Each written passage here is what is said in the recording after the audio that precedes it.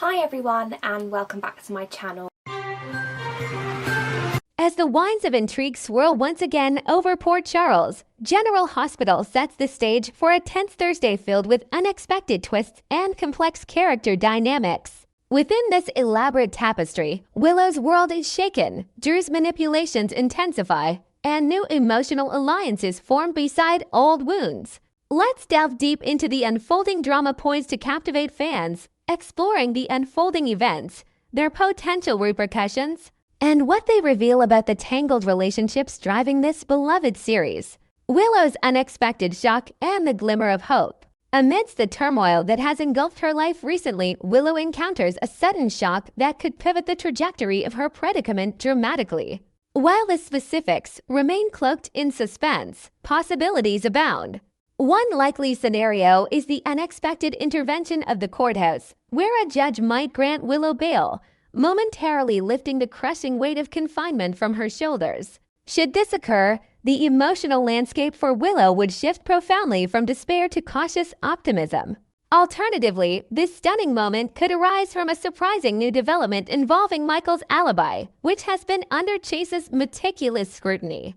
Chase's relentless determination to dismantle the narrative imprisoning Willow not only offers her a lifeline, but also underscores the critical role of loyalty and trust in the face of overwhelming odds. As this subplot intensifies, Willow's next steps will undoubtedly be fraught with strategic decisions balancing hope against harsh realities, setting the stage for gripping courtroom battles and emotional confrontations.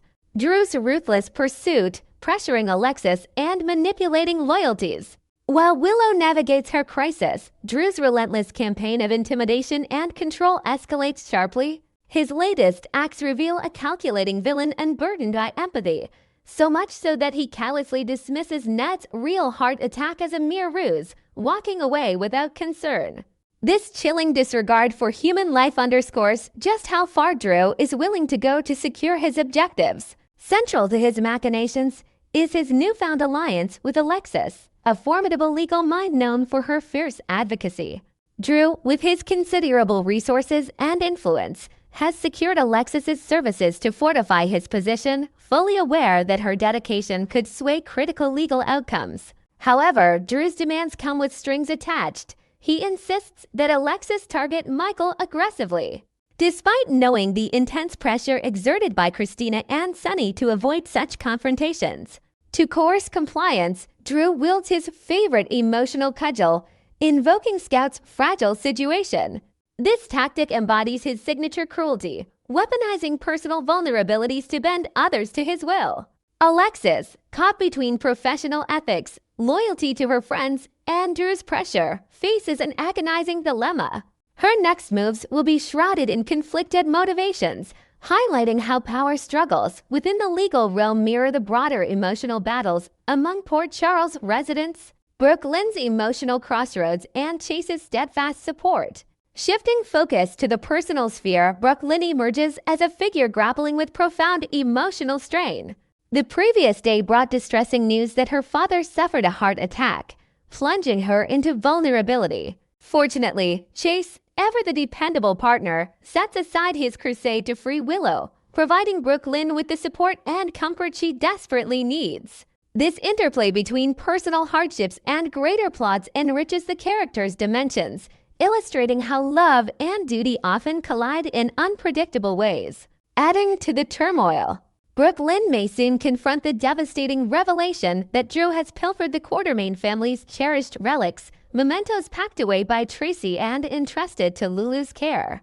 This theft not only represents a material loss, but a symbolic assault on family legacy, threatening to fracture already fragile bonds. Chase's potential involvement in addressing this affront further solidifies his role as protector, balancing his efforts between legal battles and safeguarding those he loves. The enigmatic interruptions, Jason, Britt, and Dalton's ill-timed entrance. Elsewhere in Port Charles, the narrative tension escalates when Jason and Britt's moment is abruptly disrupted. The timing of this interruption is notably unfortunate, and speculation suggests that Professor Dalton might be the uninvited guest responsible for the disruption.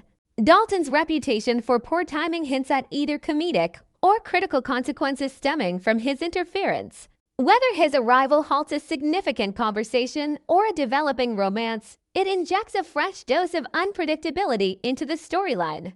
This scenario offers fertile ground for layered character interactions and evolving relationships. The ripple effects of Dalton's presence may lead to misunderstandings, missed opportunities, or unexpected alliances, deepening the complexity of the Port Charles saga. Thematic undercurrents and broader implications. Behind these plot points lie recurring thematic currents that General Hospital continues to explore: justice versus corruption, loyalty amid betrayal, and hope in the face of adversity. Willow's precarious position embodies the struggle for redemption, while Drew's ruthless drive showcases the corruptive potential of unchecked ambition. Alexis's moral quandaries reveal the nuanced roles individuals play within larger power contests, and Brooklyn's personal grief grounds these dramas in relatable human emotion. The interweaving of legal battles with family dynamics and personal loyalties creates a rich narrative tapestry, inviting viewers to reflect on how ordinary people navigate extraordinary challenges. With the arrival of new conflicts and the deepening of existing ones, the upcoming episodes promise to engage audiences with emotionally charged storytelling and high-stakes drama. Looking forward, anticipated outcomes and character trajectories. As Thursday's episodes approach, viewers can anticipate a cascade of revelations and confrontations. Willow's fate, hinging on legal maneuvers and newfound hope, remains uncertain but pivotal. Drew's manipulations will likely intensify, pushing Alexis to make difficult choices that could have lasting repercussions. Brooklyn's vulnerability juxtaposed against Chase's steadfastness will test their relationship's resilience, while Dalton's disruption may catalyze unforeseen changes in Jason and Britt's storyline. Next, buckle up for what promises to be one of the most explosive storylines General Hospital has delivered in recent memory. The beloved Anna Devane finds herself in a predicament that has left viewers on the edge of their seats. And the implications of her sudden disappearance are sending shockwaves through every corner of the fictional town we've come to know and love. What started as a seemingly straightforward investigation has spiraled into something far more sinister, and the web of intrigue surrounding Anna's fate grows more complex with each passing episode. Anna's mysterious vanishing act. The circumstances surrounding Anna Devane's abduction have left both characters and fans reeling with confusion and dread. One moment she was going about her duties as Port Charles Police Commissioner, and the next, she vanished without a trace. What makes this situation particularly unsettling is the calculated nature of the kidnapping. This wasn't some impulsive grab-and-go operation executed by amateur criminals. Every detail suggests meticulous planning by someone who knows Anna intimately, her patterns, her vulnerabilities, her deepest fears. The location where she's being held remains shrouded in mystery. Though seasoned viewers have begun piecing together clues that suggest she may still be somewhere within Port Charles city limits rather than having been whisked away to some remote international hideaway. The cell where Anna now finds herself imprisoned represents more than just physical confinement.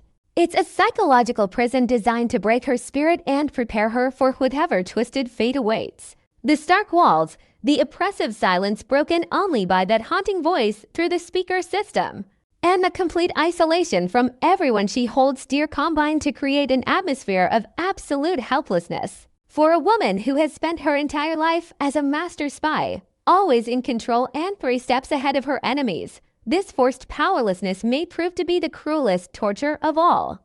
The voice that haunts her nightmares. That unmistakable Dutch accent crackling through the loudspeaker sent chills down the spines of longtime General Hospital viewers who immediately recognized its sinister implications. When the voice commanded Anna to prepare herself for a new life, it wasn't just a threat, it was a promise of transformation that suggests something far more disturbing than simple imprisonment or even death.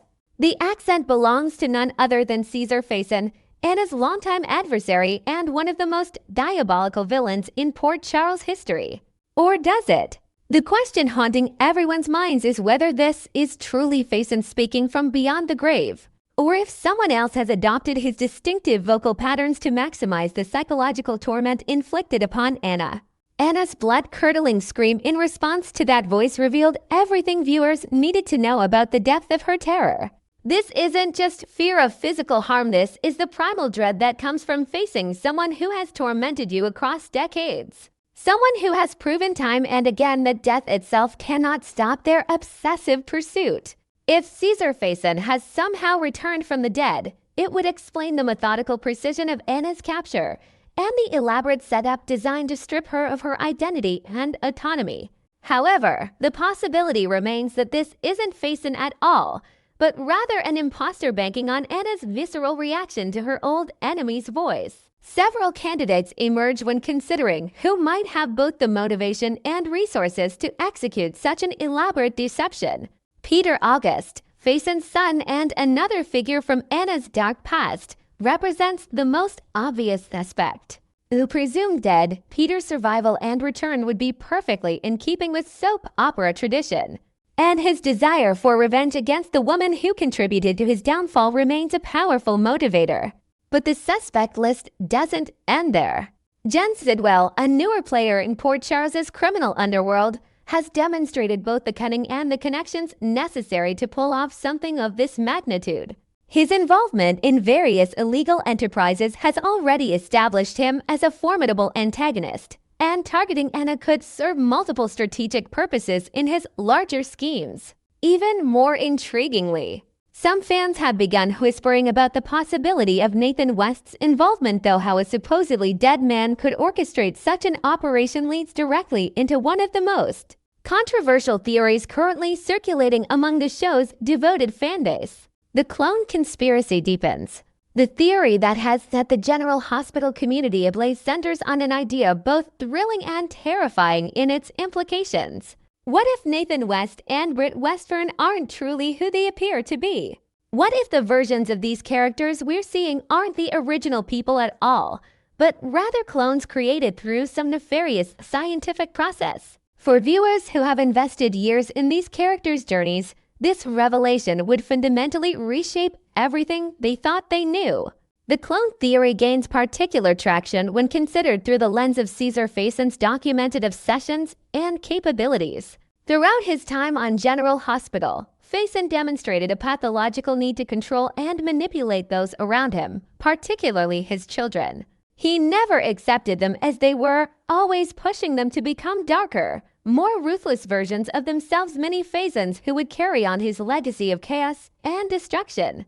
Creating clones would represent the ultimate expression of that twisted desire, allowing him to literally manufacture the offspring he always wanted. This raises the disturbing question: is Anna's current predicament tied to plans for her own cloning? Could the mysterious cold fusion project, which has been referenced cryptically in recent episodes but never fully explained, actually be a sophisticated cloning operation? The incomplete nature of this project suggests someone is still perfecting the process, working out the technical and ethical kinks before launching the next phase of their scheme.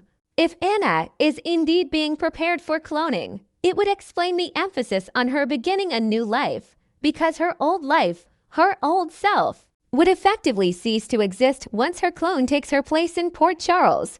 The implications of cloned Anna walking around Port Charles are staggering to contemplate. She would have access to all of Anna's memories, all of her relationships, all of her authority as police commissioner.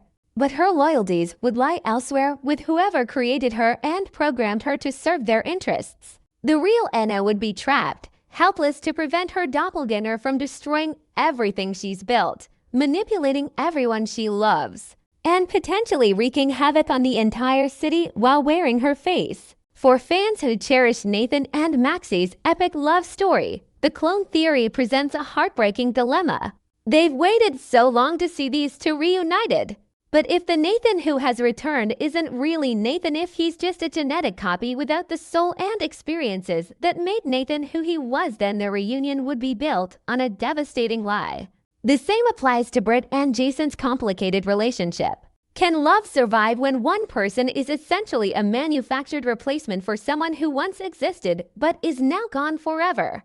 The Alex Merrick alternative. Well, the clone theory has captured many viewers' imaginations. Another equally plausible explanation lurks in the shadows: Alex Merrick. Anna's identical twin sister has always represented the dark mirror image of everything Anna stands for. Where Anna fought to escape the spy life and build something meaningful in Port Charles, Alex embraced the darkness, reveling in manipulation, betrayal, and chaos. Their history is fraught with identity swaps, stolen memories, and elaborate deceptions that have left permanent scars on everyone caught in their crossfire. The beauty of the Alex theory lies in its elegant simplicity. No advanced cloning technology required. No resurrection from the dead necessary, just one evil twin stepping into her sister's shoes while the real Anna languishes in captivity. Alex has done this before, infiltrating Anna's life and fooling everyone close to her, sometimes for extended periods. She knows how to move like Anna, talk like Anna, think like Anna. After all, they share the same DNA, the same training, and decades of entangled history. A crucial clue supporting this theory emerged in last week's episode during Jack Brennan's phone conversation with Anna. The timeline doesn't add up. By the time Jack received that call, we know Anna had already been abducted and imprisoned. She couldn't have been the person on the other end of the line. This suggests that Alex was already in position, already playing her sister's role, even before anyone in Port Charles realized anything was wrong. The substitution may have been executed so smoothly that days or even weeks could pass before anyone suspects the truth. Imagine Alex as police commissioner of Port Charles, the authority, the access to sensitive information, the ability to manipulate investigations and protect criminals while appearing to uphold the law. She could systematically dismantle everything Anna has worked to build while simultaneously destroying her sister's relationships with Valentine, Robert, Felicia, and everyone else who trusts and respects Anna. The damage Alex could inflict from that position is almost limitless, and by the time the truth comes out, Port Charles might be irrevocably changed. The mastermind behind the curtain. Regardless of whether we're dealing with clones, twins, or some combination thereof, someone is orchestrating this entire operation with terrifying precision. The voice on that speaker belongs to someone who understands Anna on a fundamental level, who knows exactly which psychological buttons to push to maximize her suffering. If it's truly Faison resurrected through some medical miracle or having faked his death years ago, then his return represents an existential threat not just to Anna but to everyone in Port Charles who has ever crossed him.